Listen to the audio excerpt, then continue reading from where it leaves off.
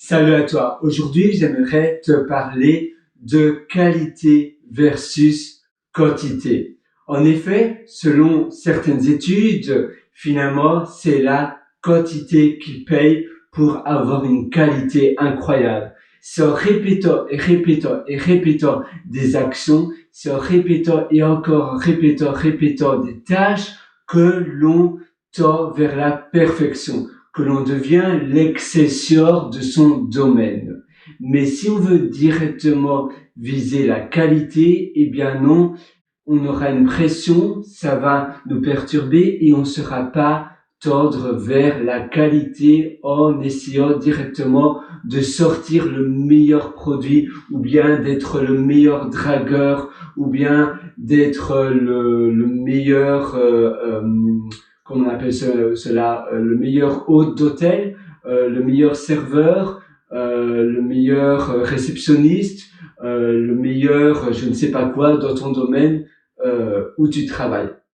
C'est simplement en répétant et en faisant encore la même chose que tu deviens le meilleur. Si tu veux être le meilleur chef, eh bien, c'est pas en essayant simplement de directement lire les meilleurs livres de recettes des plus gros chefs. Eh bien non, ce sera trop compliqué et finalement, tu vas jeter l'éponge. C'est en répétant, en cuisinant tous les jours et en essayant, en te perfectionnant et en devenant finalement un peu meilleur chaque jour, un peu meilleur que toi la veille. Mais si directement tu achètes le meilleur livre de recettes du chef le plus connu de ton pays, eh bien, ça paraît directement trop difficile, tu vas pas comprendre pourquoi tu ne réussis pas ces recettes et tu vas jeter l'éponge. Simplement, essaye petit à petit de faire des recettes banales de cuisine, mais fais-le tous les jours et chaque jour, essaye de voir, tiens, comment je pourrais m'améliorer? Qu'est-ce que j'ai pas bien fait ou qu'est-ce que j'ai pas assez bien fait aujourd'hui et comment je peux le faire demain?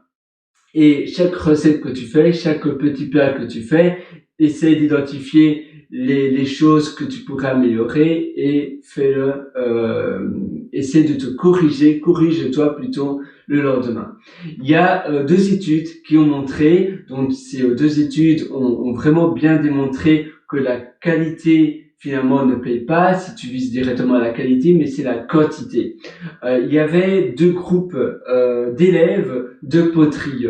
Il y a un groupe qui devait finalement faire un beau vase, mais le plus beau vase, et l'autre groupe devait simplement faire le plus grand nombre de vases en poterie. Donc c'était un cours d'atelier de poterie, et un devait simplement faire un seul vase, mais le plus beau vase.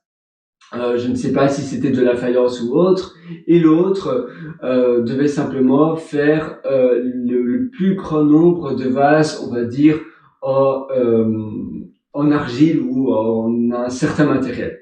Eh bien, le groupe qui devait faire le plus grand nombre de vases, finalement, à la fin, ils ont fait des vases de bien meilleure qualité que le groupe qui devait simplement faire un seul vase, mais le meilleur, le plus beau, le plus sophistiqué. Eh bien non, c'est le groupe qui a fait le plus grand nombre de vases qui a gagné. Il y a une étude qui a gagné en qualité et en quantité aussi. Et il y a une étude très similaire où c'était deux groupes de photographes. Un groupe devait faire le plus grand nombre de photos et l'autre devait simplement faire une seule photo, mais vraiment la photo waouh, la photo incroyable. Et bien finalement, ils ont constaté que le groupe qui faisait le plus grand nombre de photos ont aussi gagné en qualité et finalement les dernières de leurs photos étaient de qualité meilleure que le groupe qui devait simplement faire une seule photo, mais une photo exceptionnelle. Parce qu'en effet, quand tu répètes et encore répétant la même chose, eh bien, tu te perfectionnes après coup, tu te perfectionnes, tu essaies de voir comment tu peux un peu t'améliorer et donc tu gagnes en qualité également. C'est tout naturellement, voilà, c'est un concept très naturel. tout naturellement, si tu répètes la tâche encore et encore et encore, tu vas finalement développer un mécanisme, tu vas développer un sixième sens qui va te faire sortir du lot.